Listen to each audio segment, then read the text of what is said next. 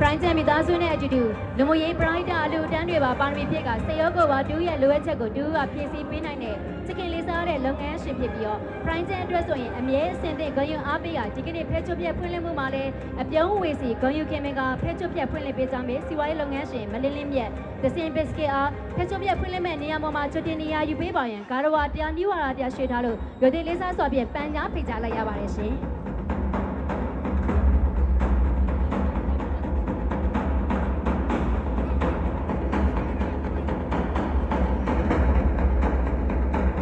ဒီကလေးလေးစားစားဖိတ်ခေါ်ပေးနေတာတော့စီဝိုင်းရေးလုပ်ငန်းတွေမှာအတွေ့အကြုံကောင်းများစွာနဲ့အတူတူကိုယ်တိုင်က fashion ဝါသနာပါသူဖြစ်ပြီးသူတစ်ပါးကိုလည်းခံညာလှပစေခြင်းနဲ့စေတနာပံ့ပိုးမှုအားကြောင့်ဈေးနှုန်းမှန်ကန်ပစ္စည်း quality အမှားခံပြီးဝန်ဆောင်မှုကောင်းဆုံးရောင်းချပေးသွားမဲ့ Prime ရဲ့ဘက်ကန်ရှင်မြန်မာစီဝိုင်းရေးထက်မြက်သောလုပ်ငန်းရှင်ဇနီးမောင်နှံဖြစ်တဲ့ကိုဆိုင်ရှန်ဆိုင်ဇနီးမလွန်လွင်ဖြစ်ရှိချက်ကကယူစွာဖြင့်ဖဲချုံပြက်ဖွင့်လှစ်မဲ့နေရာပေါ်မှာကြောက်ရွံ့နေရာယူပေးပါရင်နဲ့အားလုံးရဲ့လက်လက်တဲ့ကွန်ပျူတာလက်ခောက်တန်များနဲ့အတူဖိတ်ခေါ်ကြိုးဆိုခွင့်ပြုပါရှင်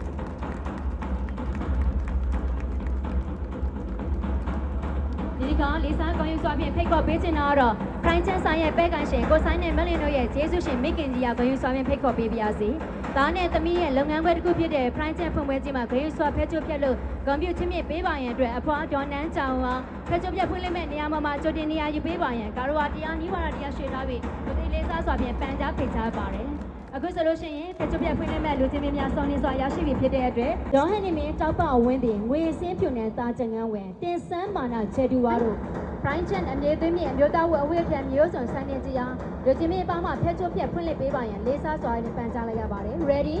1 2 3 Congratulations ပါရှင်